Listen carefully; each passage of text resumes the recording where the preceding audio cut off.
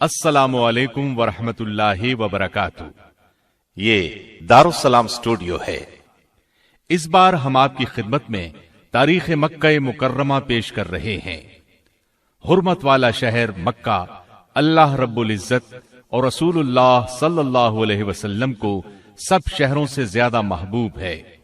مسلمانوں کا قبلہ ہے، ان کی دلی محبت کا مرکز ہے، حج کا مرکز بھی ہے، مسلمانوں کی باہمی ملاقات اور تعلقات کی منزل ہے۔ روز ازل ہی سے اللہ تعالیٰ نے اس کی تعظیم کے پیش نظر اسے حرم قرار دیا، یعنی حرمت والا گھر۔ پھر اس میں کعبہ ہے۔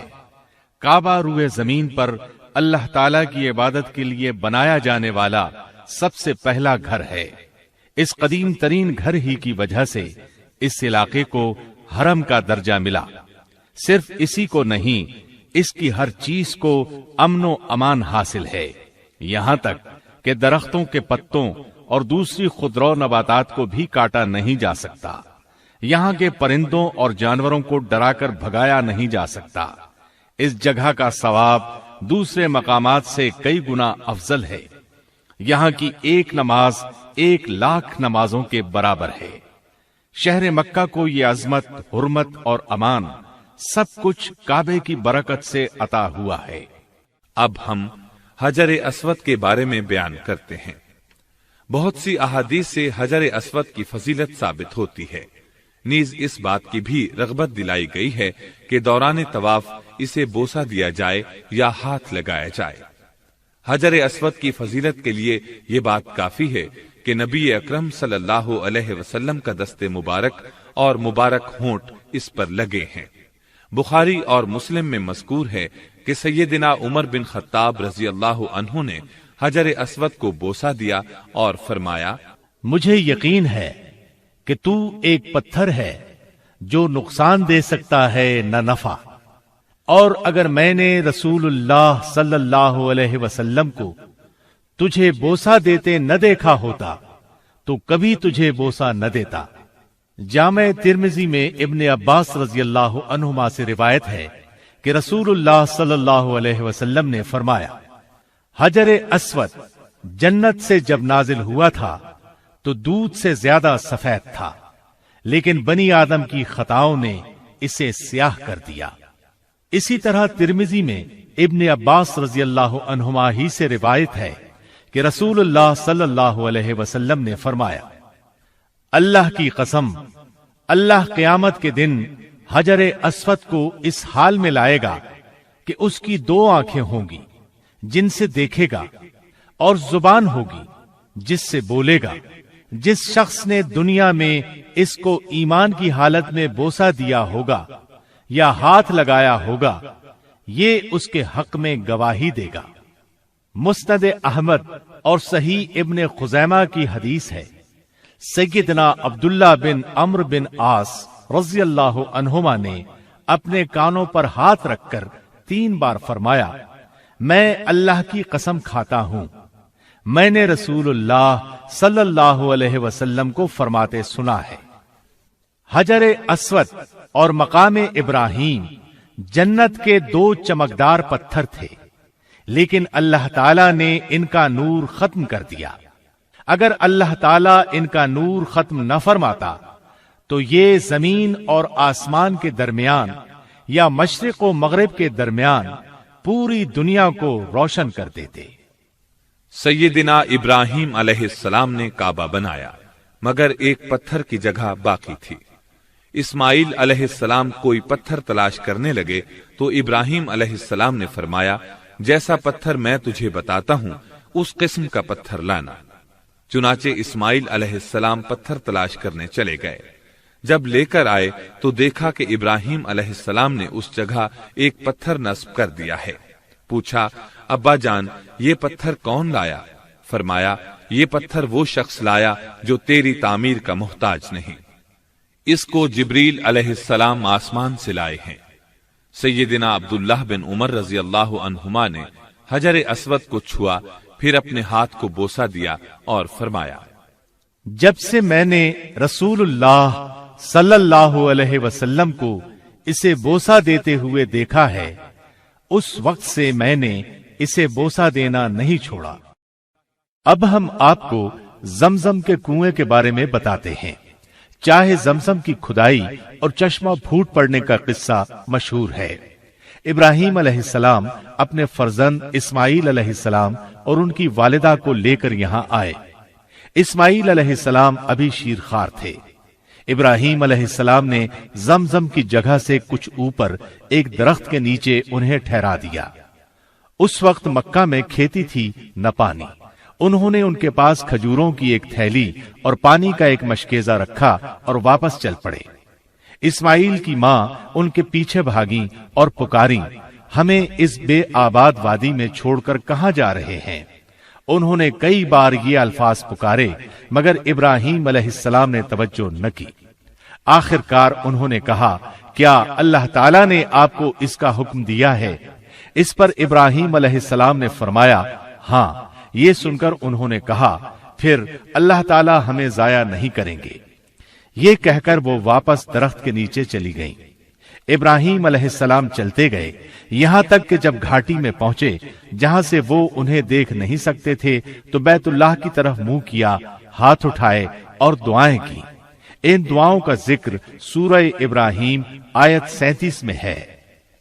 ऐ हमारे रब, मैंने अपनी कुछ औलाद इस बेआबो गियाह वादी में तेरे हुर्मत वाले घर के पास ला बसाई है।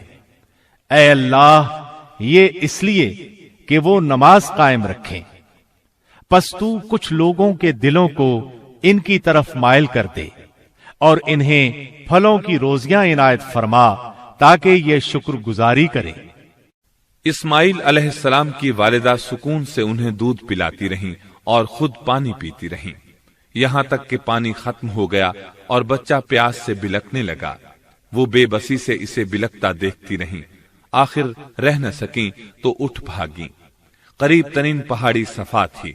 इस पर चढ़कर इधर उधर देखा, शायद कोई नजर आ जाए, लेकिन कोई नजर न आया तो नीचे उतरी। हमवार जमीन तक पहुंची तो कमीज का किनारा हाथ में पकड़कर एक मुसीबत ज़दा इंसान की तरह भागती हुई मरवा पहाड़ी तक आई। इस पर चढ़कर भी इधर उधर देखा, मगर कोई नजर न आया। 7 मर्तबा इसी तरह किया। रसूलुल्लाह सल्लल्लाहु अलैहि वसल्लम फरमाते हैं, सई इसी बुनियाद पर शुरू हुई। जब वो आखिरी मर्तबा मरवा पर चढ़ी तो उन्हें एक आवाज सुनाई दी। अपने आप से बोली, चुप। फिर गौर से आवाज को सुनने की कोशिश की, फिर बोली, मैंने तेरी आवाज सुन ली है, अगर कुछ मदद कर सकता है तो कर। अब जो नजर उठी तो एक फरिश्ता जमजम वाली जगह के पास खड़ा नजर आया। फरिश्ते ने जमीन पर अपनी एड़ी या पर मारा और पानी निकल आया। वो भागी भागी आईं और अपने हाथों से उस जगह के गिर्द हौज सा बनाने लगी। चुल्लू में पानी ले लेकर मशकेजा भरने लगी। उधर पानी जोश से उबल रहा था। बुखारी में है, सैयदना इब्ने अब्बास रज़ियल्लाहु अन्हुमा बयान करते हैं कि नबी अकरम सल्लल्लाहु अलैहि वसल्लम ने फरमाया, अगर सैयदा हाजरा अलैहिस्सलाम ने जमजम के पानी को इसी तरह रहने दिया होता और चुल्लू भरकर मशकेजे में न डालती, तो जमजम एक कुएं की बजाय जारी चश्मा बन जाता। अब उन्होंने पानी पिया, बच्चे को दूध पिलाया तो फरिश्ता कहने लगा, ये न समझना कि तुम जाया हो जाओगे। ये सामने अल्लाह का घर है। इस घर को ये बच्चा और इसके वालिद नए सिरे से बनाएंगे। अल्लाह अपने दोस्तों को जाया नहीं करते। अरसे दराज के बाद और तवील सिलसिला शब रोज के गुजरने से जमजम नापैद हो गया। उसके आसार मिट गए। अल्लामा याकूत हमवी अपनी किताब मोजमुल बुल्दान में लिखते हैं कि जमजम के जारी होने पर लंबी मुद्दत गुजर गई, यहां तक कि सैलाबों और बारिशों ने इसके निशानात को मिटा दिया। सही बात यह है कि बनु जुरहुम जब मक्का छोड़कर चले गए तो उन्होंने खुद ही इस कुएं को मिट्टी से पाट दिया। फिर अरसे दराज तक जमजम नापैद रहा। किसी को इसकी जगह तक का पता न था। यहां तक कि सरदार अब्दुल मुत्तलिब को हाजियों को पानी पिलाने और खाना खिलाने के ओहदे मिले। तब उन्होंने ख्वाब में देखा कि उनसे कहा गया, तैबा खोदो। पूछा, तैबा क्या है? अगले दिन फिर ख्वाब में कहा गया, बर्रा खोदो। बर्रा का मतलब है बहुत ज्यादा नफा बख्श। उन्होंने पूछा, बर्रा क्या है? तीसरे दिन फिर ख्वाब में देखा। इस मर्तबा कहा गया, मजनूना खोदो। मजनूना का मतलब है बुख्ल से काम लेना, क्योंकि बेईमान लोगों को इससे फायदा पहुंचाने में बुख्ल ही से काम लिया गया है। पूछा गया, मजनूना क्या है? इस पर कहा गया, जमजम खोदो। उन्होंने पूछा, जमजम क्या है? कहा गया, खोदो, इससे तुम्हें और तुम्हारी औलाद को इज्जत हासिल होगी। ये कभी सूखेगा न इसका पानी कम होगा, गोया क़यामत तक जारी रहेगा। हाजियों को पिलाया जाएगा। फिर इशारे में बताया गया कि जहां जानवर ज़बह होते हैं वहां से खोदो। दूसरे दिन सरदार अब्दुल मुत्तलिब उठे, अपने बेटे हारिस को साथ लिया, कुदाल और कस्सी लेकर वहां पहुंचे। उन दिनों हारिस के अलावा उनका कोई बेटा नहीं था। ये 3 दिन तक खोदते रहे। आखिर कुएं के आसार नजर आए। खुशी के मारे नारे तकबीर बुलंद किया और फरमाया, ये है इस्माइल का कुआं। अब कुरैश कहने लगे, हमें भी इस सादत में शरीक करो। इस पर आपने फरमाया, मैं तुम लोगों को इसमें शरीक नहीं करूंगा। ये मेरी खुसूसी फजीलत है। जिसे चाहो फैसल मान लो, उसी से फैसला करवा लेते हैं। उन्होंने बनी साद की काहिना का नाम लिया। फिर सब उसकी तरफ चल पड़े। रास्ते में इस कदर प्यास लगी कि मरने के करीब पहुंच गए। सरदार अब्दुल मुत्तलिब कहने लगे, इस तरह चुपचाप बैठे रहना तो निकम्मापन है। क्यों ना इधर उधर पानी तलाश करें, अल्लाह ताला जरूर हमें पानी अता करेंगे। चुनाचे वो चले। सरदार अब्दुल मुत्तलिब भी अपनी ऊंटनी पर सवार हुए। जब ऊंटनी उठी तो उसके पांव के नीचे से मीठे पानी का चश्मा फूट पड़ा। सरदार अब्दुल मुत्तलिब और दूसरे लोगों ने खुशी से नारा बुलंद किया और सबने सैर होकर पानी पिया। फिर वो सरदार अब्दुल मुत्तलिब से बोले, अल्लाह ताला ने ये चश्मा जारी करके आपके हक में फैसला दे दिया है। अल्लाह की कसम, हम आपसे इस मामले में कभी झगड़ा नहीं करेंगे। फिर वो वापस आ गए और जमजम खोदने में कोई रुकावट न बने। जमजम के बहुत से नाम हैं। नाम ज्यादा होना भी अजमत की दलील होती है। कहा गया है कि अरबों के नजदीक जमजमा कसरत और इज्तिमा को कहते हैं। चूंकि ये पानी बहुत ज्यादा है, इसलिए इसका नाम जमजम रखा गया है। बाज मुहक्किकीन का ख्याल है कि चूंकि सैयदा हाजरा ने इस चश्मे के इर्द गिर्द एक मुंडेर सी बना दी थी ताकि पानी इधर उधर न फैले। अगर वो ऐसा न करती तो पानी जमीन पर फैल जाता और हर चीज को भर देता। तो उस मुंडेर की वजह से इसको जमजम कहा गया है। जमजम के अलावा इसके चंद नाम शब्बा, बर्रा, तैबा, बुशरा, औना, साफिया, शराबुल अबरार और मजनूना है। इनके अलावा भी कुछ नाम हैं। अब जमजम के पानी की फजीलत का बयान हो जाए। बहुत सी अहादीस और आसार में इसकी फजीलत आई है। इसकी फजीलत इससे भी साबित होती है कि जिब्रील अलैहिस्सलाम ने रसूलुल्लाह सल्लल्लाहु अलैहि वसल्लम के शक़्क़े सद्र के मौके पर, यानी जब आपका सीना मुबारक चाक किया गया और दिल मुबारक निकाला गया, तो उसको जमजम के पानी से धोया था। अगर कोई और पानी इससे अफजल होता तो आपके दिल को जरूर उससे धोया जाता। सही बुखारी में अबू जर गिफारी रजी अल्लाह अन्हु से रिवायत है कि रसूलुल्लाह सल्लल्लाहु अलैहि वसल्लम ने फरमाया, मैं मक्का मुकर्रमा में सोया हुआ था कि मेरे घर की छत फाड़ दी गई और जिब्रील अलैहिस्सलाम उतरे। उन्होंने मेरा सीना खोला, फिर इसको जमजम के पानी से धोया। फिर सोने का एक थाल लाए, वो हिकमत और ईमान से भरा हुआ था। उन्होंने इन दोनों से मेरा सीना भर दिया, फिर सीना इसी तरह बंद कर दिया। फिर मेरा हाथ पकड़कर मुझे आसमानों की तरफ ले चढ़े। इसी तरह सही मुस्लिम में है, सैयदना अनस रजी अल्लाह अन्हु फरमाते हैं, बचपन में अल्लाह के रसूल दूसरे बच्चों के साथ खेल रहे थे कि जिब्रील अलैहिस्सलाम आए, आपको पकड़ा और जमीन पर लिटा दिया। आपका दिल निकाला, उसको चीरा और उसमें से एक टुकड़ा निकाल कर फेंक दिया और फरमाया, ये आप में शैतान का हिस्सा था।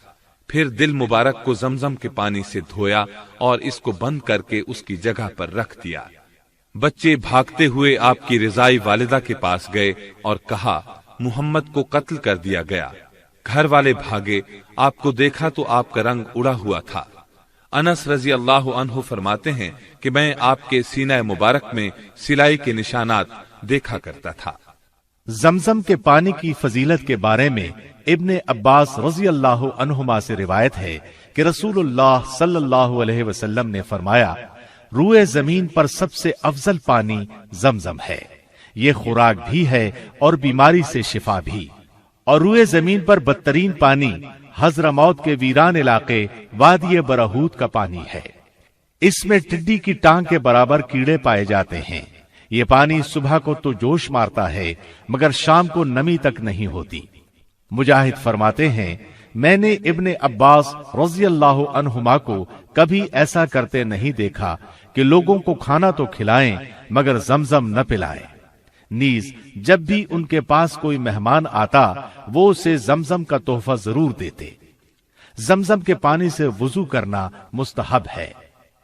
ارواء الغلیل میں جابر رضی اللہ عنہ سے روایت ہے کہ نبی کریم صلی اللہ علیہ وسلم نے آب زمزم کا ایک ڈول منگوایا، اس سے پیا اور باقی پانی سے وضو کیا۔ مسند احمد کی روایت کے الفاظ یہ ہیں، نبی کریم صلی اللہ علیہ وسلم نے طواف کے 3 چکروں میں حجر اسود تک رمل کیا اور 2 رکعتیں پڑھیں، پھر حجر اسود کی طرف لوٹ آئے، پھر زمزم کی طرف گئے اور اس سے پانی پیا، سر پر بھی ڈالا۔ صحیح احادیث سے ثابت ہے کہ آب زمزم میں شفا ہے، اور یہ بات ہر دور کے واقعات سے بھی متواتر ثابت ہے کہ اللہ تعالیٰ نے آب زمزم کے ذریعے ایسے مریضوں کو شفا بخشی جو علم طب کی روح سے لا علاج تھے، اور ڈاکٹر حضرات ان کی زندگیوں سے مایوس ہو چکے تھے۔ ابن عباس رضی اللہ عنہما سے روایت ہے کہ رسول اللہ صلی اللہ علیہ وسلم نے فرمایا، روئے زمین پر بہترین پانی آب زمزم ہے، یہ خوراک بھی ہے اور بیماری سے شفا بھی، اس لیے جو شخص شفا کی نیت سے پیے گا اللہ تعالیٰ اسے اپنے فضل سے شفا عطا فرمائیں گے۔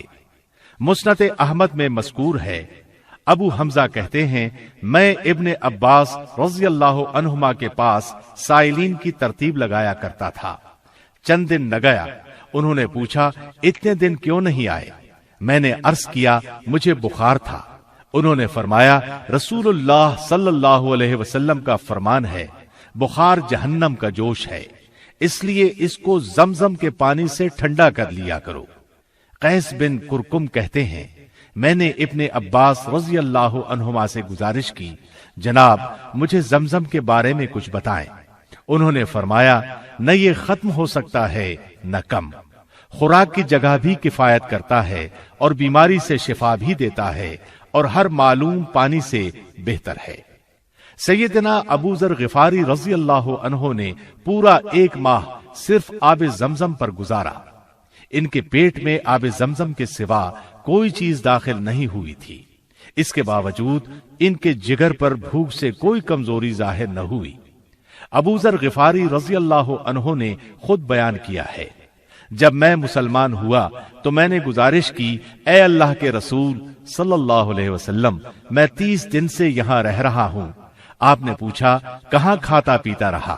میں نے عرض کیا اللہ کے رسول، آب زمزم کے سوا کوئی خوراک نہیں تھی، پھر بھی میں اتنا موٹا ہو گیا کہ پیٹ پر بل پڑنے لگے اور مجھے ذرہ بھر کمزوری محسوس نہیں ہوئی۔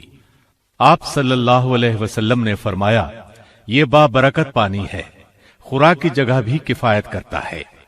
ابن عباس رضی اللہ عنہما کا زمزم کے بارے میں فرمان ہے، ہم آب زمزم کو شباع کہتے تھے، یعنی سیر کر دینے والا، یہ فقر کے خلاف بہترین مددگار ہے۔ لیجئے اب ہم آپ کو ملتزم کے بارے میں بتاتے ہیں۔ حجر اسود اور کعبے کے دروازے کی درمیانی جگہ کو ملتزم کہا جاتا ہے۔ مجاہد رحمت اللہ علیہ فرماتے ہیں، حجر اسود اور دروازے کی درمیانی جگہ ملتزم ہے، جو اس جگہ اللہ سبحانہ و تعالی سے دعا کرے گا اللہ تعالیٰ اس کی دعا ضرور قبول فرمائیں گے۔ ابن عباس رضی اللہ عنہما हजर अस्वद और दरवाजे की दरमियानी जगह को चिमट जाते थे और फरमाते थे कि दरवाजे और हजर अस्वद के दरमियान खड़े होकर जो शख्स भी अल्लाह ताला से दुआ करता है उसकी हाजत जरूर पूरी होती है। इस जगह को मुल्तजम कहा जाता है। यहाँ दीवार से चिमट कर दुआ करनी चाहिए। अहदीस में जिक्र मिलता है कि बहुत से सहाबा रज़ियल्लाहु अन्हुम इस जगह चिमट कर दुआएं किया करते थे। अबू जुबैर फरमाते हैं, मैंने अब्दुल्लाह बिन उमर, अब्दुल्लाह बिन अब्बास और अब्दुल्लाह बिन जुबैर रज़ियल्लाहु अन्हुम को यहाँ चिमट कर दुआएं करते देखा है। इस तरह हंज़ला फरमाते हैं, मैंने ताऊस रहमतुल्लाह अलैह को देखा कि वो हजर अस्वद और दरवाजे के दरमियान खड़े अल्लाह की पनाह तलब कर रहे हैं। उस्मान बिन अस्वद कहते हैं, मुजाहिद रहमतुल्लाह अलैह ने एक शख्स को हजर अस्वद और दरवाजे के दरमियान खड़े देखा तो उसके कंधे या पुष्ट पर हाथ मारकर फरमाया, खूब चिमट कर दुआ करो। तारिक बिन अब्दुर्रहमान से मनकूल है, वो फरमाते हैं, मैंने सैयदना अली बिन हुसैन रहमहुल्लाह के साथ तवाफ किया। जब आप तवाफ से फारिग हुए तो आपने कपड़ा पेट से हटाया और नंगा पेट हजर अस्वद और दरवाजे के दरमियान वाली जगह के साथ लगा दिया। अब हम आपको कुछ हाल फतह मक्का का सुनाते हैं। जब सुलह हुदैबिया तय पा गई तो बनु खुजा रसूलुल्लाह सल्लल्लाहु अलैहि वसल्लम के हलीफ बन गए और बनु बकर कुरैश के साथ मिल गए। बनु बकर के एक आदमी ने बनु खुजा के एक शख्स को कत्ल कर दिया। इसके नतीजे में दोनों कबीलों के दरमियान जंग की आग भड़क उठी। कुरैश ने असलहा के साथ बनु बकर की मदद की, बल्कि रात के अंधेरे में कुरैश के कुछ लोग बनु बकर के साथ मिलकर लड़ाई में भी शरीक हुए। इस तरह उन्होंने सुलह हुदैबिया के मुआहदे की खिलाफ वर्जी की। बनु खुजा का एक आदमी रसूलुल्लाह सल्लल्लाहु अलैहि वसल्लम के पास मदद का मुतालबा लेकर आया। आपने लोगों को तैयारी का हुक्म दिया और फरमाया, हम मक्के जाएंगे। साथ ही दुआ फरमाई, ए अल्लाह, कुरैश के जासूसों को काबू कर ले ताकि हम मक्का वालों को अचानक जा लें। अब लोगों ने भरपूर तैयारी शुरू कर दी। रसूलुल्लाह सल्लल्लाहु अलैहि वसल्लम ने मक्का मुकर्रमा जाने का ऐलान फरमाया तो सैयदना हातिब बिन अबी बलताआ रज़ियल्लाहु अन्हु ने कुरैश को एक खत लिखा, एक औरत के सपुर्द किया, उजरत देकर उसे तैयार किया कि इस खत को कुरैश तक पहुंचा दे। उसने वो खत अपने सर के बालों की मेंढियों में छुपा लिया और मक्का की तरफ रवाना हो गई। अल्लाह के रसूल सल्लल्लाहु अलैहि वसल्लम को बजरिया वही इत्ला हो गई। आपने सैयदना अली बिन अबी तालिब और सैयदना जुबैर बिन अव्वाम रज़ियल्लाहु अन्हुमा को उसके पीछे रवाना किया और हुक्म फरमाया, जाओ उस औरत को पकड़ लाओ, उसके पास एक खत है। इस खत में हमारी तैयारियों के मुताल्लिक कुरैश को खबरदार किया गया है। दोनों सरपट घोड़े दौड़ाते हुए गए और आखिर उसे रोज़ाए खाख के मकाम पर जा लिया। उसे सवारी से उतार कर सामान की तलाशी ली, लेकिन वो खत न मिला। सैयदना अली रज़ियल्लाहु अन्हु ने कहा, अल्लाह की कसम, रसूलुल्लाह सल्लल्लाहु अलैहि वसल्लम की इत्तला गलत नहीं हो सकती और न हम झूठ बोल रहे हैं, इसलिए तू खत निकाल दे, वरना हम तेरे कपड़े उतार कर तलाशी लेंगे। जब उसने महसूस कर लिया कि अब खत निकाल कर देने के सिवा कोई चारा नहीं, तो बोली, अच्छा आप मुंह दूसरी तरफ कर लें। सैयदना अली रज़ियल्लाहु अन्हु ने चेहरा दूसरी तरफ कर लिया। उसने खत निकालकर उन्हें दे दिया। वो खत लेकर अल्लाह के रसूल सल्लल्लाहु अलैहि वसल्लम के पास आए। आपने हातिब रज़ियल्लाहु अन्हु को बुलाकर फरमाया, हातिब, ऐसा क्यों किया? वो बोले, अल्लाह के रसूल सल्लल्लाहु अलैहि वसल्लम, यकीन कीजिए मैं अल्लाह और उसके रसूल पर पुख्ता ईमान रखता हूँ। अल्लाह की कसम, न मैंने अकीदा बदला न दीन। बात यह है कि मैं कुरैश के किसी कबीले से नहीं हूँ, लेकिन मेरे बीवी बच्चे वहां रह रहे हैं। मैंने सिर्फ उनके बचाव के लिए मुशरिकीन पर यह एहसान किया था। इस पर सैयदना उमर बिन खत्ताब रज़ियल्लाहु अन्हु फरमाने लगे, ऐ अल्लाह के रसूल सल्लल्लाहु अलैहि वसल्लम, मुझे इजाजत दीजिए मैं इस मुनाफिक की गर्दन उड़ा दूं। उनकी बात सुनकर अल्लाह के रसूल सल्लल्लाहु अलैहि वसल्लम ने फरमाया, عمر تجھے کیا علم، امید ہے اللہ تعالیٰ نے بدریوں سے کہہ دیا ہے جو جی میں آئے کرو، میں تمہیں معاف کر چکا ہوں۔ رسول اللہ صلی اللہ علیہ وسلم 10 رمضان المبارک کو مدینہ منورہ سے روانہ ہوئے۔ قریش کو رسول اللہ صلی اللہ علیہ وسلم کی روانگی کا کچھ علم نہیں تھا، کیونکہ آپ قریش سے خبروں کی ناکہ بندی کر چکے تھے۔ اتفاق سے ایک رات ابو سفیان، حکیم بن حزام اور بدیل بن ورقا کسی خبر کی تلاش میں مکہ سے باہر آئے۔ ادھر نبی کریم صلی اللہ علیہ وسلم کے چچا عباس رضی اللہ عنہ رسول اللہ صلی اللہ علیہ وسلم کے سفید خچر پر سوار پھر رہے تھے۔ ان کا یہ گشت اس لیے تھا کہ کوئی شخص ملے تو اسے مکے والوں کے پاس بھیج دے، وہ انہیں بتائے اللہ کے رسول صلی اللہ علیہ وسلم تشریف لا چکے ہیں، لہذا آ کر امان حاصل کر لیں۔ اتفاقاً انہیں ابو سفیان مل گئے۔ انہوں نے انہیں قائل کیا کہ وہ ان کے ساتھ رسول اللہ صلی اللہ علیہ وسلم کی خدمت میں چلیں اور مکہ والوں کے لیے امان حاصل کر لیں۔ وہ ان کے ساتھ گئے تو رسول اللہ صلی اللہ علیہ وسلم نے اسلام کی پیشکش کی۔ ابو سفیان فوراً مسلمان ہو گئے۔ سیدنا عباس رضی اللہ عنہ کہنے لگے، اللہ کے رسول، ابو سفیان سردار آدمی ہے، فخر کا خواہش مند ہے، لہذا اسے کچھ امتیاز عطا فرمائیں۔ آپ نے فرمایا، ٹھیک ہے، جو شخص ابو سفیان کے گھر میں داخل ہو جائے اسے امان ہوگی، جو اپنا دروازہ بند کر کے بیٹھ جائے اسے بھی امان حاصل ہوگی، اور جو بیت اللہ میں چلا جائے اسے بھی کچھ نہیں کہا جائے گا۔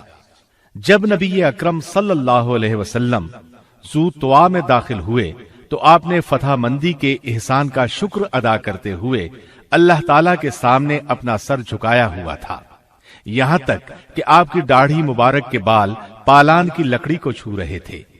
لشکر اسلام کا ہر دستہ رسول اللہ صلی اللہ علیہ وسلم کی ہدایات کے مطابق پیش قدمی کر رہا تھا، کوئی مزاحمت نہیں ہو رہی تھی۔ صرف مکہ مکرمہ کی نشیبی جانب میں بنو بکر اور حبشیوں کے کچھ لوگوں نے خالد بن ولید رضی اللہ عنہ کے دستے کو روکنے کی کوشش کی، مگر وہ جلد ہی شکست کھا گئے۔ صفوان بن امیہ، اکرمہ بن ابو جہل اور سہیل بن عمرو نے بھی خندمہ کے علاقے میں کچھ لوگ لڑائی کے لیے جمع کر رکھے تھے۔ جب خالد بن ولید رضی اللہ عنہ اپنے دستے سمیت پہنچے تو انہوں نے بھی تھوڑی بہت مزاحمت کی۔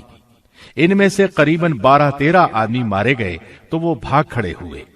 رسول اللہ صلی اللہ علیہ وسلم نے دستوں کے امیر مقرر فرماتے ہوئے انہیں تاکید فرمائی تھی کہ مکہ مکرمہ میں داخل ہوتے وقت کسی کو قتل نہ کریں سوائے اس صورت کے کہ کوئی ان سے لڑائی لڑے۔ البتہ آپ نے چند اشخاص کا نام لے کر ان کے قتل کا حکم دیا تھا۔ ان کے بارے میں آپ نے فرمایا تھا چاہے وہ کعبے کے پردوں کے پیچھے کیوں نہ چھپے ہوں انہیں قتل کر دیا جائے۔ ان کے نام یہ تھے: عبداللہ بن سعد بن ابی سرح، عبداللہ بن قتل اور اس کی 2 گانے والی لونڈیاں، حویرث بن نقیز، مقیاس بن سبابہ، اکرمہ بن ابی جہل اور بنو عبد المطلب کی ایک لونڈی سارا۔ ان میں سے صرف عبداللہ بن قتل، مقیاس بن سبابہ اور ابن قتل کی ایک لونڈی قتل کیے گئے۔ باقی حضرات نے معافی مانگ لی اور آپ نے انہیں معاف کر دیا۔ رسول اللہ صلی اللہ علیہ وسلم جمعۃ المبارک کو مکہ مکرمہ میں تشریف فرما ہوئے، جبکہ رمضان المبارک کے 10 دن باقی تھے۔ نبی صلی اللہ علیہ وسلم کے لیے مقام ابطح میں خصوصی خیمہ لگایا گیا۔ آپ اپنی اونٹنی قصواء پر سوار داخل ہوئے۔ آپ کے ایک طرف ابو بکر صدیق رضی اللہ عنہ اور دوسری طرف سیدنا اسید بن حضیر رضی اللہ عنہ تھے۔ آپ اپنے خیمے میں فروکش ہوئے۔ ابن عمر رضی اللہ عنہما فرماتے ہیں، رسول اللہ صلی اللہ علیہ وسلم مکہ مکرمہ میں داخل ہوئے تو دیکھا کہ مشرکین کی عورتیں گھوڑوں کے چہروں سے اپنے دوپٹوں کے ساتھ گرد و غبار جھاڑ رہی ہیں۔ ابو بکر صدیق رضی اللہ عنہ مسکرائے۔ نبی صلی اللہ علیہ وسلم نے فرمایا، ابو بکر، حسان نے کیسے کہا تھا بھلا؟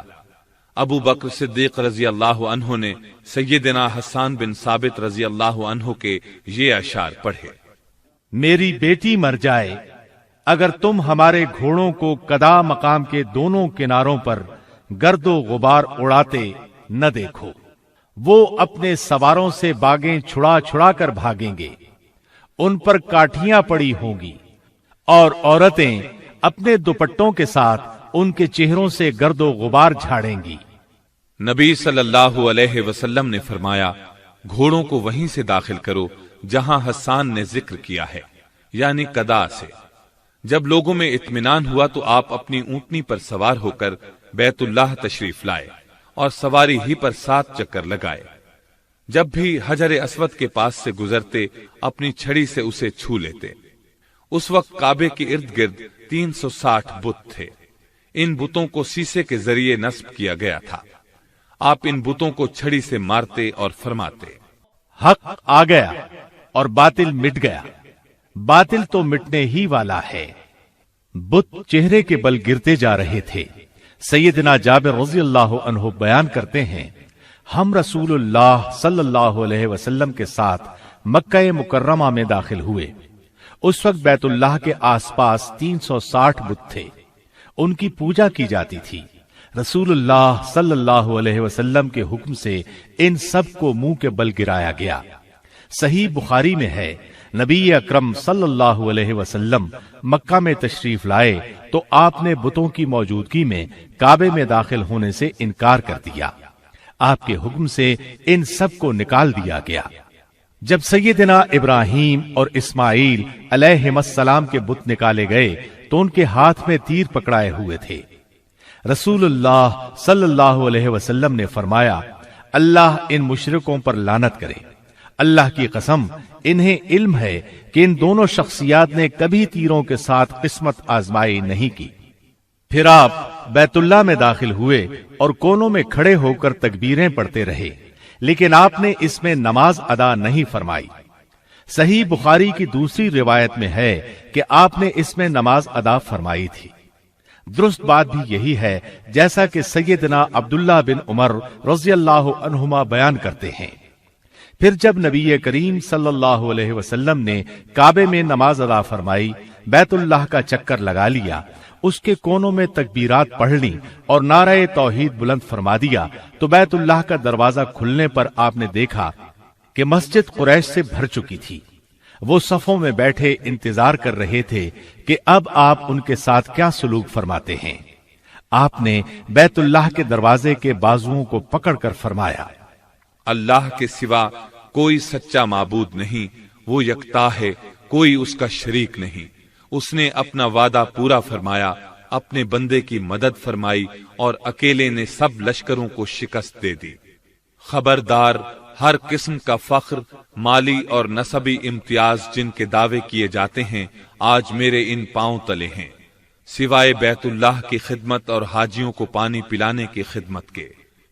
خبردار، اگر کسی کو کوڑے یا لاٹھی کے ساتھ غلطی سے مار دیا جائے تو قاتل پر سخت دیت لاگو ہوگی، یعنی 100 اونٹ، جن میں 40 اونٹنیاں حاملہ بھی ہوں گی۔ اے قریش، اللہ تعالیٰ نے تمہارا جاہلی تکبر اور آبائی فخر ختم کر دیا۔ سب لوگ آدم علیہ السلام کی اولاد ہیں اور سیدنا آدم علیہ السلام مٹی سے بنے تھے۔ پھر آپ نے سورۃ الحجرات کی آیت 13 تلاوت فرمائی، اے لوگو، ہم نے تمہیں ایک مرد اور ایک عورت سے پیدا کیا، پھر ہم نے تمہیں قبیلوں اور قوموں میں بانٹ دیا تاکہ تم ایک دوسرے کو پہچان سکو۔ تم میں سب سے زیادہ معزز وہ ہے جو اللہ تعالی سے زیادہ ڈرتا ہے، بلا شبہ اللہ تعالی دانا اور باخبر ہے۔ اس کے بعد آپ نے فرمایا، اے قریش، کیا تمہیں معلوم ہے میں تم سے کیا سلوک کروں گا؟ اس پر وہ سب کے سب بول اٹھے، یقیناً آپ اچھا سلوک کریں گے، کیونکہ آپ شریف بھائی ہیں اور شریف بھائی کے بیٹے ہیں۔ جواب میں آپ نے فرمایا، میں تمہیں وہی الفاظ کہتا ہوں جو یوسف علیہ السلام نے اپنے بھائیوں سے فرمائے تھے، آج تمہیں کوئی ملامت نہ ہوگی، جاؤ تم سب آزاد ہو۔ فتح کے بعد لوگ رسول اللہ صلی اللہ علیہ وسلم کی بیعت کرنے لگے۔ آپ ایک مقام کرنے مسقلہ پر بیٹھ گئے۔ چھوٹے بڑے سب آپ کے ہاتھ پر بیعت کر رہے تھے۔ وہ اقرار کر رہے تھے اللہ کے سوا کوئی معبود نہیں۔ نبی کریم صلی اللہ علیہ وسلم مردوں کی بیعت سے فارغ ہوئے تو عورتوں کی باری آئی۔ آپ نے عورتوں سے زبانی بیعت لی۔ اس وقت آپ صفا پہاڑی پر تھے۔ سیدنا عمر رضی اللہ عنہ آپ سے نیچے بیٹھے ہوئے تھے۔ انہوں نے آپ کی طرف سے عورتوں سے بیعت لی۔ بیعت کے الفاظ یہ تھے: ہم اللہ کے ساتھ کسی کو شریک نہیں ٹھہرائیں گی، چوری نہیں کریں گی، زنا نہیں کریں گی، اپنے بچوں کو قتل نہیں کریں گی، کسی پر جھوٹا بہتان نہیں باندھیں گی، اور کسی اچھے کام میں آپ کی نافرمانی نہیں کریں گی۔ نبی کریم صلی اللہ علیہ وسلم مکہ مکرمہ میں 19 دن ٹھہرے۔ اس پوری مدت میں آپ نماز قصر ہی ادا فرماتے رہے۔ جس جگہ آپ کا خیمہ نصب تھا اس جگہ کا نام شعب ابی طالب تھا۔ ان دنوں میں آپ نے بہت سے امور سر انجام دیے، مثلا کعبے کو بتوں سے پاک کیا، بیت اللہ کے اندر نماز ادا کی، بیت اللہ کے اندر بنی تصاویر مٹوائیں، بنو شیبہ کا کعبے کے خدام کے طور پر تقرر فرمایا، بنو عبد المطلب کو سقایا یعنی حجاج کو پانی پلانے کی خدمت سونپی۔ مزید یہ کہ آپ نے سیدنا بلال رضی اللہ عنہ کو حکم فرمایا کعبے کے اوپر چڑھ کر اذان دیں۔ بعض سرکش مرتدوں کا خون جائز قرار دیا۔ مردوں اور عورتوں سے بیعت لی۔ ابو اسید خزائی کو حکم فرمایا کہ حرم کی برجیاں پھر سے بنائیں۔ دعوت اسلام کے لیے کئی لشکر بھیجے، کیونکہ آپ کو معلوم تھا کہ فتح مکہ کی وجہ سے بہت سے دشمن اسلام قبول کرنے کو تیار ہیں۔ بت توڑنے کے لیے بھی دستے بھیجے۔ سیدنا خالد بن ولید رضی اللہ عنہ نے مکہ کے قریب مقام نخلا کے بت عزا کو پاش پاش کیا۔ اس وقت رمضان المبارک 8 ہجری کے 5 دن باقی تھے۔ عزا قریش اور بنو کنانہ کا خاص بت تھا اور اسے سب سے بڑا بت شمار کیا جاتا تھا۔ نیز آپ نے سیدنا عمرو بن عاص رضی اللہ عنہ کو بھیجا۔ انہوں نے بنو حذیل کا بت سوا ریزہ ریزہ کیا۔ اسی طرح سیدنا سعد بن زید اشہلی رضی اللہ عنہ کو بھیجا۔ انہوں نے منات نامی بت کو توڑا۔ یہ سب کام رمضان المبارک 8 ہجری ہی میں انجام پائے۔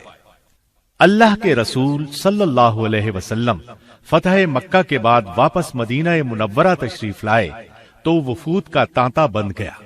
وہ آ کر اپنے اسلام کا اعلان کرتے تھے۔ ادھر حج کا وقت قریب آ رہا تھا۔ آپ مسلمانوں کو لے کر حج کے لیے نہیں جا سکتے تھے کیونکہ وفود مسلسل آ رہے تھے۔ نیز ابھی تک جزیرہ نمائے عرب میں کفار موجود تھے جو اللہ پر ایمان رکھتے تھے نہ اس کے رسول پر۔ کچھ یہودی بھی تھے، اس لیے مناسب تھا کہ ابھی اللہ کے رسول مدینہ ہی میں رہیں، یہاں تک کہ اسلام ہر طرف پھیل جائے اور اللہ کی طرف سے آپ کو حج کی اجازت ملے، اور آپ کی بجائے ابو بکر صدیق رضی اللہ عنہ ہی لوگوں کو حج کے لیے ساتھ لے جائیں۔ چونکہ مشرکین اب بھی بیت اللہ کا حج کرنے کے لیے آ جاتے تھے، اس لیے ضروری تھا کہ کعبے کو مشرکین کی آمد سے بھی پاک کیا جائے، جیسا کہ بتوں اور شرکیہ نشانات سے پاک کیا جا چکا تھا۔ ذوالقعدہ 9 ہجری کے آخر میں ابو بکر صدیق رضی اللہ عنہ رسول اللہ صلی اللہ علیہ وسلم کے حکم سے امیر حج بن کر روانہ ہوئے۔ آپ کے ساتھ نبی اکرم صلی اللہ علیہ وسلم کی طرف سے 20 اونٹ قربانی کے لیے بھیجے گئے تھے، جبکہ خود ان کے 50 اونٹ تھے۔ اس سفر میں 300 مدنی صحابہ بھی آپ کے ساتھ تھے۔ جب آپ ذوالحلیفہ، جسے آج کل آبار علی کہا جاتا ہے اور یہ مدینہ سے قریباً 11 کلومیٹر دور ہے، پہنچے تو رسول اللہ صلی اللہ علیہ وسلم نے سیدنا علی بن ابی طالب رضی اللہ عنہ کو بھیجا۔ انہیں حکم دیا کہ مشرکین کے سامنے سورہ برات یعنی سورہ توبہ کی تلاوت کریں۔ اس سورہ کی آیت 28 میں اللہ تعالیٰ فرماتے ہیں: اے ایمان والو، مشرک پلید ہیں، اس سال کے بعد وہ مسجد حرام کے قریب بھی نہ آئیں، اور اگر تمہیں ڈر ہو کہ اس پابندی سے تم فقیر ہو جاؤ گے تو یقین رکھو بہت جلد اللہ تعالیٰ تمہیں اپنے فضل سے مالدار کر دے گا اگر اللہ کی مرضی ہوئی۔ یقیناً اللہ تعالیٰ علم و حکمت والا ہے۔ اللہ تعالیٰ نے مومنوں کو جو دین اور جسم کے لحاظ سے پاک ہیں حکم دیا کہ ان مشرکوں کو جو دینی لحاظ سے پلید ہیں مسجد حرام سے نکال دیں، اور اس کے بعد وہ کبھی اس کے قریب بھی نہ پھٹکے۔ چنانچہ علی رضی اللہ عنہ نے قربانی والے دن فرمایا، اے لوگو، اس سال کے بعد کوئی مشرک حج کرنے نہ آئے، کوئی ننگا شخص بیت اللہ کا طواف نہ کرے، اور جس شخص کا اللہ کے رسول صلی اللہ علیہ وسلم سے معاہدہ ہو چکا ہے وہ مقررہ مدت تک برقرار رہے گا۔ لوگوں کے لیے اس وقت سے 4 ماہ کی مدت مقرر کر دی گئی تاکہ وہ اپنے اپنے گھروں کو واپس جا سکیں۔ پھر اس دن سے کسی مشرک نے حج نہیں کیا، نہ کسی ننگے شخص نے کعبہ کا طواف کیا، بلکہ تمام مشرکین واپس چلے گئے اور ایک دوسرے کو ملامت کے انداز میں کہنے لگے، تم کیا کر رہے ہو؟ جب قریش اسلام قبول کر چکے ہیں تو تم بھی اسلام قبول کر لو۔ اب ہم آپ کو مسجد حرام کی تعمیر کے مختلف ادوار کے بارے میں بتاتے ہیں۔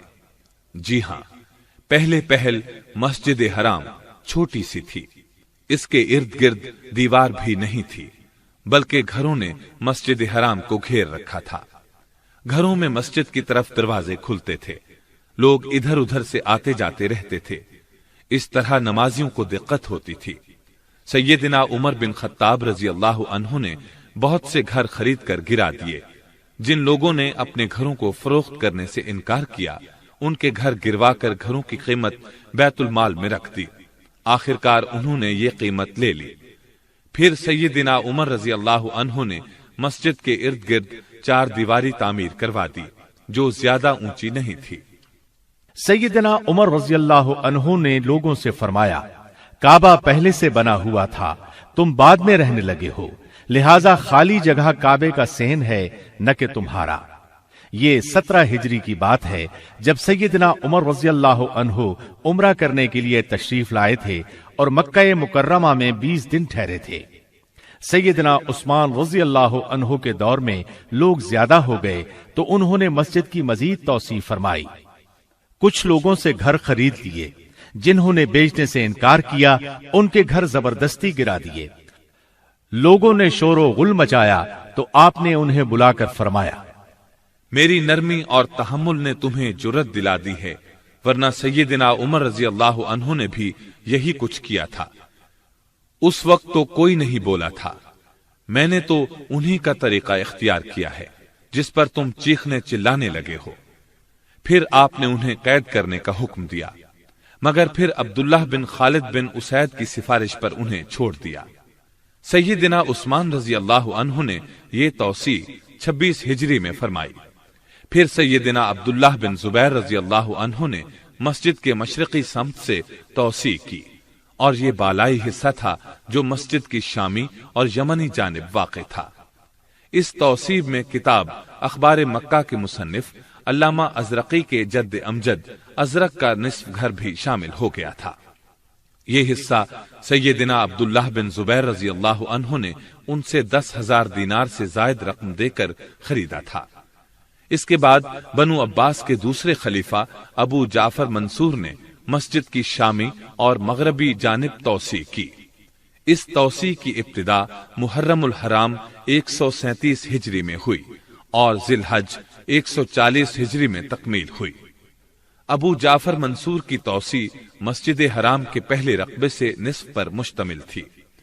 گویا اس طرح مسجد کا رقبہ پہلے سے 1.5 گنا بڑھ گیا۔ پھر ابو جعفر منصور کے بیٹے مہدی نے مسجد کی بالائی، یمنی اور مغربی جانب اپنے والد کی توسیع سے آگے مزید توسیع کی۔ مہدی کے دور میں توسیع 2 مرتبہ ہوئی۔ پہلی مرتبہ 160 ہجری میں جب اس نے اپنے والد کی توسیع سے آگے 2 برآمدے مزید تعمیر کیے۔ دوسری مرتبہ 167 ہجری میں توسیع ہوئی۔ اس توسیع کا حکم اس نے اس وقت دیا جب 164 ہجری میں وہ اپنا دوسرا حج کرنے آیا۔ یہ توسیع شروع اس کے آخری دور میں ہوئی اور مکمل اس کے بیٹے موسیٰ ہادی کے دور میں ہوئی، کیونکہ موت نے مہدی کو زیادہ مہلت نہ دی۔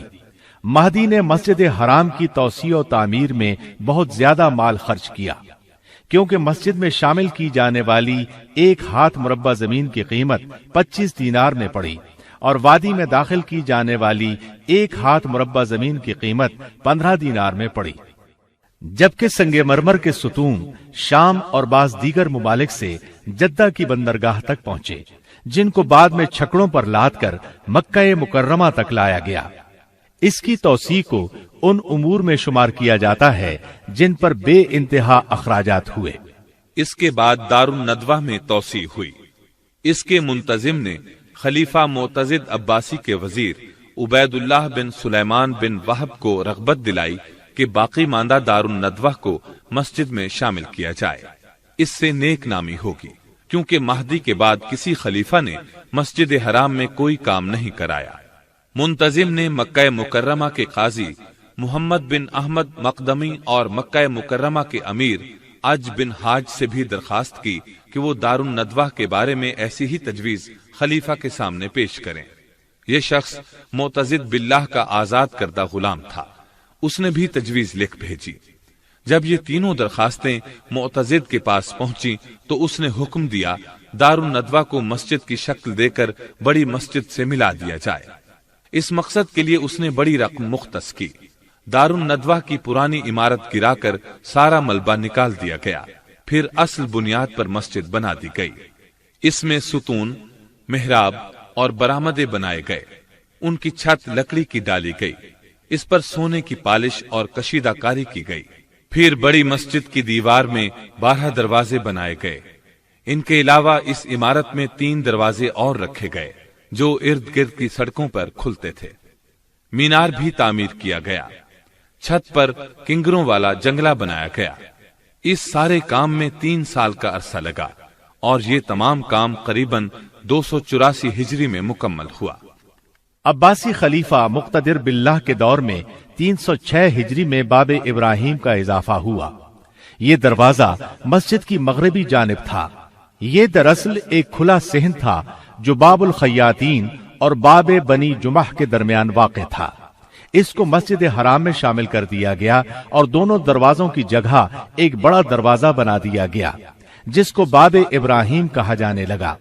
عباسی خلفاء نے اس کے بعد مسجد حرام کی تعمیر و توسیع کا تو کوئی کام نہیں کیا، البتہ مرمت اور اصلاح کا کام سلطان سلیم کے دور 979 ہجری تک جاری رہا۔ مصر کے بادشاہ برقوق کے دور 802 ہجری میں مسجد حرام میں آگ لگ گئی۔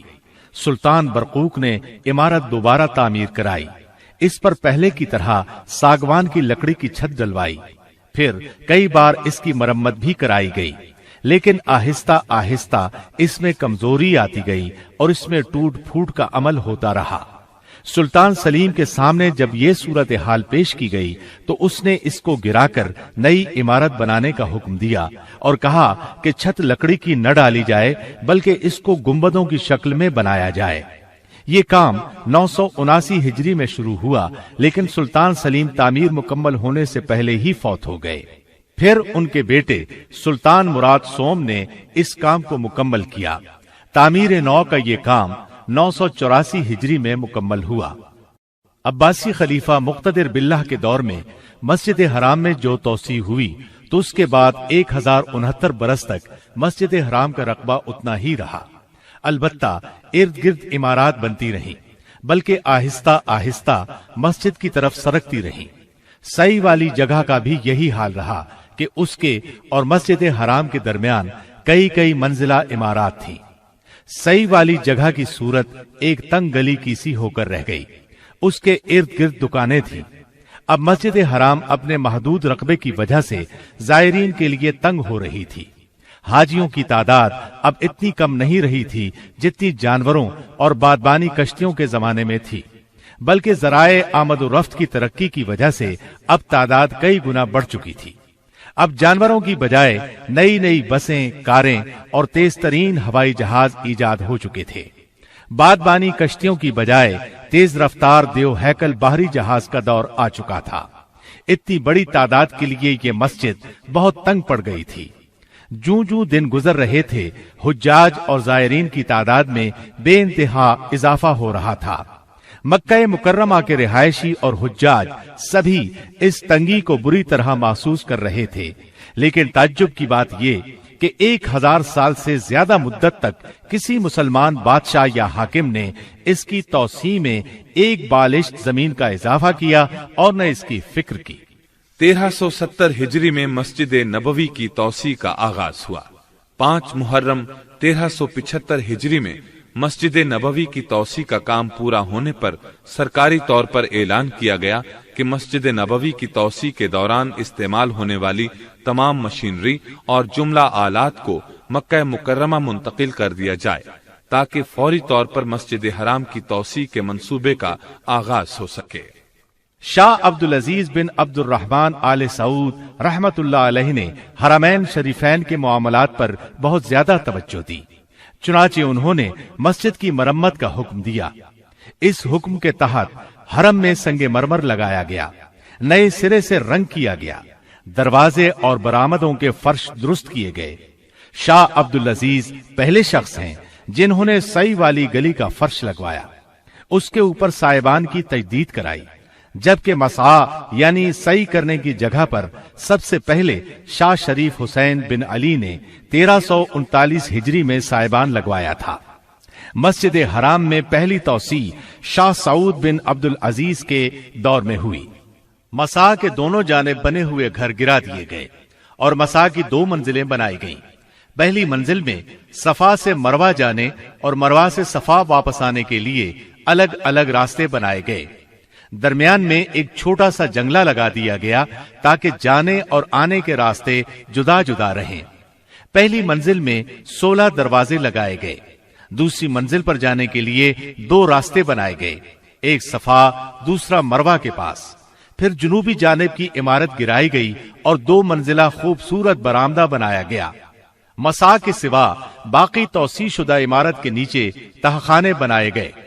फिर मगरबी और शिमाली जानिब में भी जुनूबी तौसी की तरह तौसी की गई और इन दोनों जानिब भी वही कुछ बनाया गया जो जुनूबी जानिब बनाया गया था।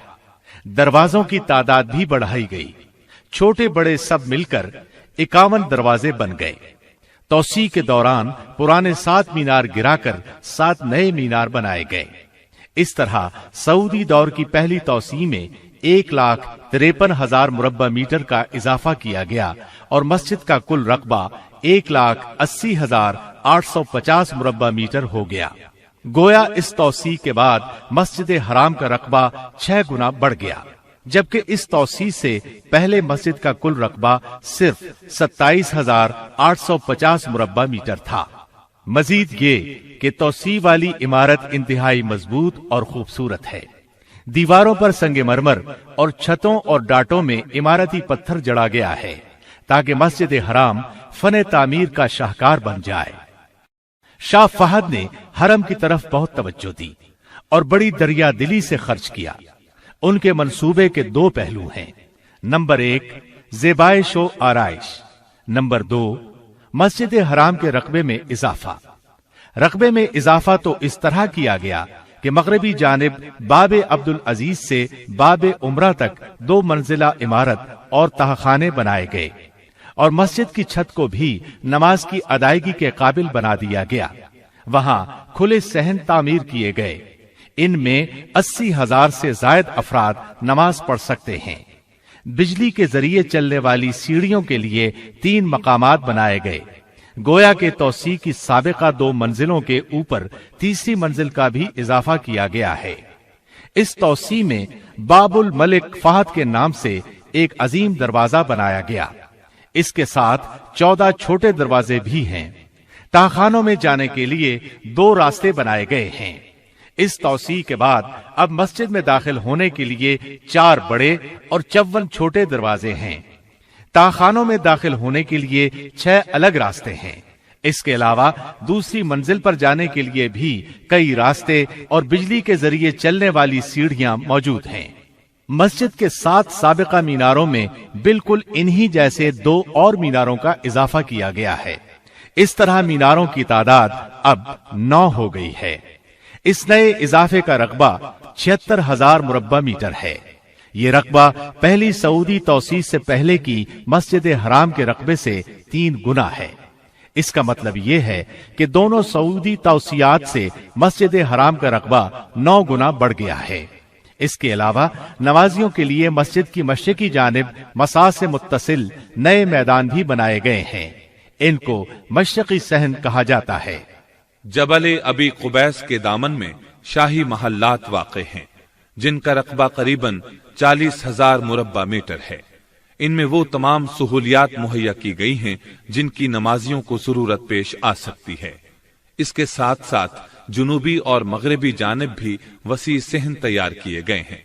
इनमें सफेद संगे मरमर का फर्श लगाया गया है ताकि जब नमाजी ज्यादा हों तो यहाँ भी लोग नमाज अदा कर सकें। हज के दिनों में खास तौर पर यहाँ नमाजें अदा की जाती हैं।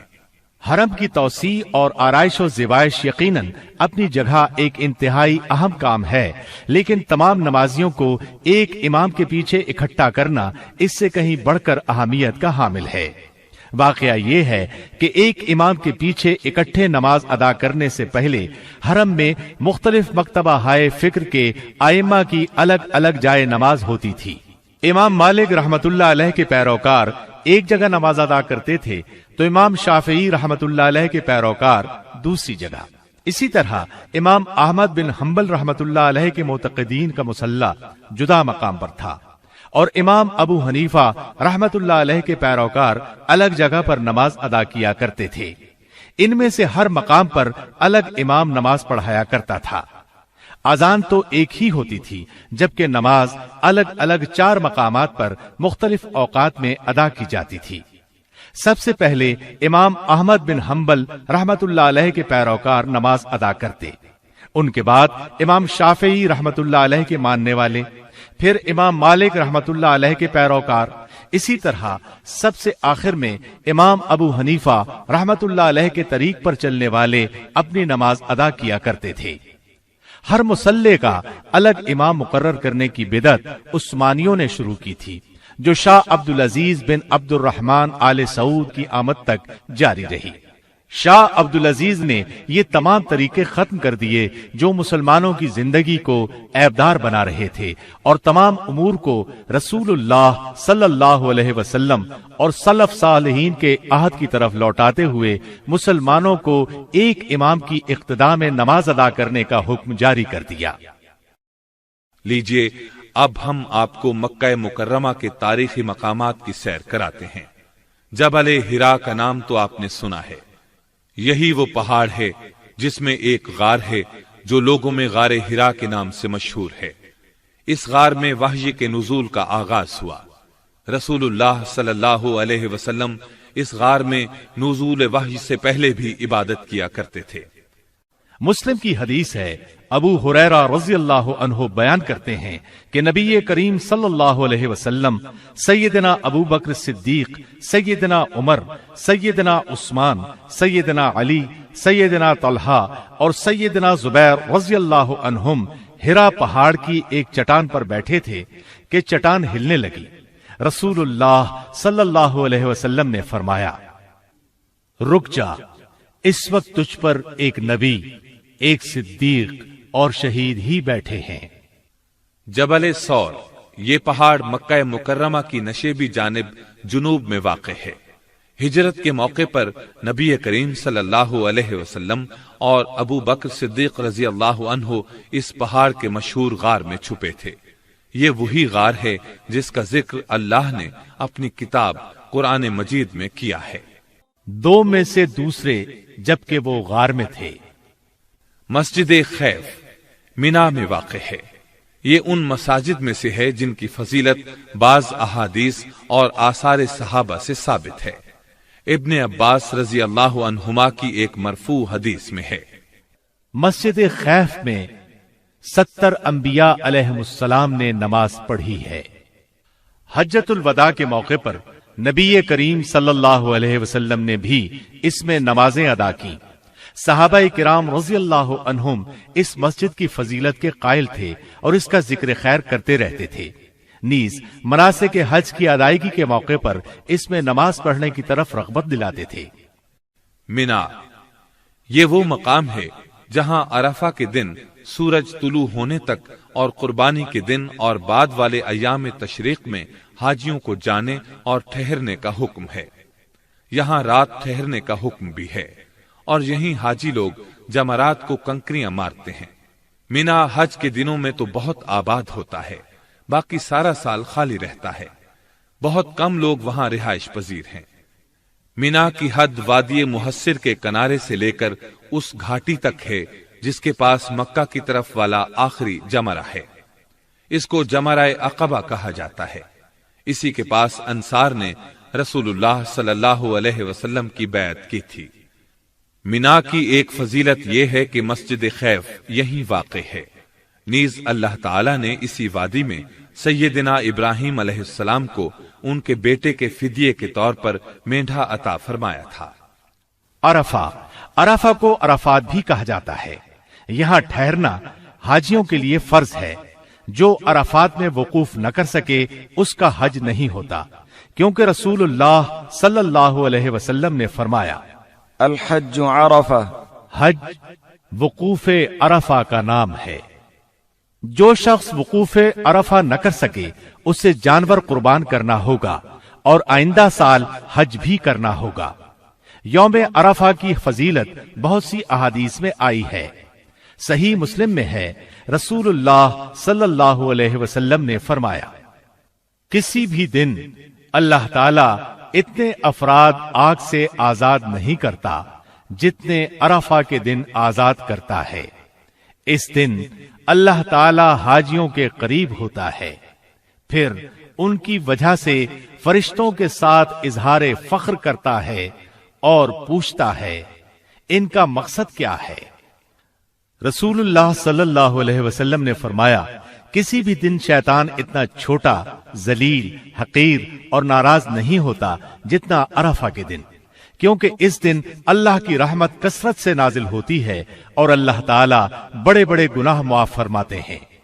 مزدلفہ وہ مقام ہے جہاں عرفات سے واپسی پر حاجیوں کو جانے اور رات ٹھہرنے کا حکم دیا گیا ہے۔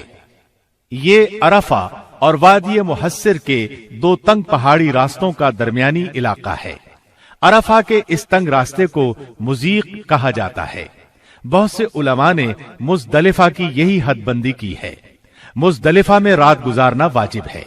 رات نہ گزارنے کی صورت میں ایک جانور ذبح کرنا ہوگا، اور مستحب یہ ہے کہ آدمی رسول اللہ صلی اللہ علیہ وسلم کی اقتداء کرتے ہوئے صبح تک وہیں ٹھہرے، پھر نماز کے بعد روشنی پھیل جانے تک ٹھہرا رہے۔ اس کے بعد سورج طلوع ہونے سے پہلے ہی مینا کی طرف چل دے۔ وادی محصر یہ وہ جگہ ہے جہاں تیزی کے ساتھ گزر جانا ضروری ہے۔ یہ مینا اور مزدلفہ کے درمیان ایک وادی ہے۔ یہ مینا میں شامل ہے، نہ مزدلفہ میں۔ اس کو وادی محلل بھی کہا جاتا ہے، کیونکہ حج کے دوران جب لوگ یہاں سے گزرتے ہیں تو تکبیریں پڑھتے ہوئے تیزی سے گزر جاتے ہیں۔ اس مقام پر یہی عمل پسندیدہ ہے۔ آپ صلی اللہ علیہ وسلم بھی یہاں سے تیزی سے گزرے تھے اور فرمایا تھا، یہ شیطانوں کا ٹھکانہ ہے۔ وادی محصب حاجی کے لیے مستحب ہے کہ وہ مینا سے واپسی پر یہاں ٹھہرے۔ یہ وادی مکہ سے مینا کے راستے پر واقع ہے۔ رسول اللہ صلی اللہ علیہ وسلم یہاں ٹھہرے تھے۔ ابو رافع رضی اللہ عنہ رسول اللہ صلی اللہ علیہ وسلم کے سامان وغیرہ کے نگران تھے۔ وہ فرماتے ہیں کہ نبی کریم صلی اللہ علیہ وسلم نے مجھے محصب میں ٹھہرنے کا حکم نہیں دیا تھا، بلکہ میں نے اپنے طور پر وہاں آپ کا خیمہ لگا دیا تھا۔ آپ تشریف لائے اور وہاں ٹھہر گئے۔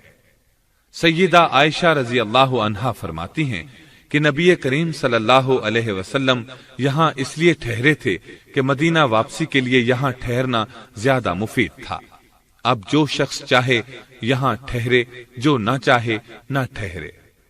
ابن جریج کہتے ہیں کہ میرے سامنے لوگ عطا رحمت اللہ علیہ سے پوچھ رہے تھے کہ رسول اللہ صلی اللہ علیہ وسلم اس رات محصب میں سیدہ عائشہ رضی اللہ عنہا کے انتظار میں ٹھہرے تھے۔ عطا رحمت اللہ علیہ نے جواب دیا، نہیں، یہ ویسے ہی قافلوں کے پڑاؤ کی جگہ ہے، کوئی چاہے تو محسب میں ٹھہرے، نہ چاہے تو نہ ٹھہرے۔ تنعیم، یہ مسجد بیت اللہ سے 7.5 کلومیٹر دور مدینہ روڈ پر واقع ہے۔ سیدہ عائشہ رضی اللہ عنہا کی نسبت سے مسجد عائشہ کے نام سے مشہور ہے، کیونکہ یہ اس جگہ واقع ہے جہاں سیدہ عائشہ رضی اللہ عنہا عمرہ کے احرام کے لیے تشریف لے گئی تھی۔ یہ مسجد مکہ مکرمہ کے تاریخی مقامات میں شمار ہوتی ہے۔ اسلامی طرز تعمیر کی انتہائی خوبصورت مسجد ہے۔ مسجد جعرانہ طائف اور مکے کے درمیان ایک کنویں کا نام ہے۔ نبی صلی اللہ علیہ وسلم حنین سے واپسی پر اس مقام پر ٹھہرے تھے۔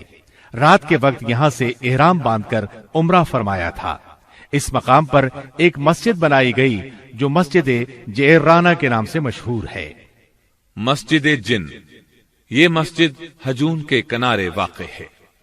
عین اس جگہ بنائی گئی ہے جہاں رسول اللہ صلی اللہ علیہ وسلم نے سیدنا عبداللہ بن مسعود رضی اللہ عنہ کے بیٹھنے کے لیے خط کھینچا تھا۔ نبی کریم صلی اللہ علیہ وسلم کو اللہ تعالی کی طرف سے حکم ملا تھا کہ آپ جنوں کو قرآن سنائیں۔ آپ نے اپنے ساتھ عبداللہ بن مسعود رضی اللہ عنہ کو لیا اور چل پڑے، یہاں تک کہ آپ حجون میں شیب ابی دب کے پاس پہنچے۔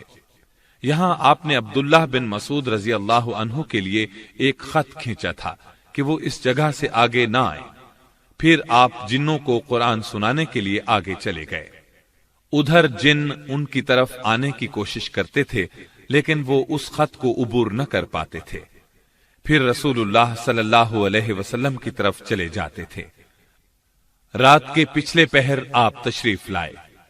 اس مقام پر یہ مسجد بنائی گئی۔ اس کے ساتھ ہی تاریخ مکہ کا تذکرہ اپنے اختتام کو پہنچا، اور تمام تعریفیں اللہ ہی کے لیے ہیں۔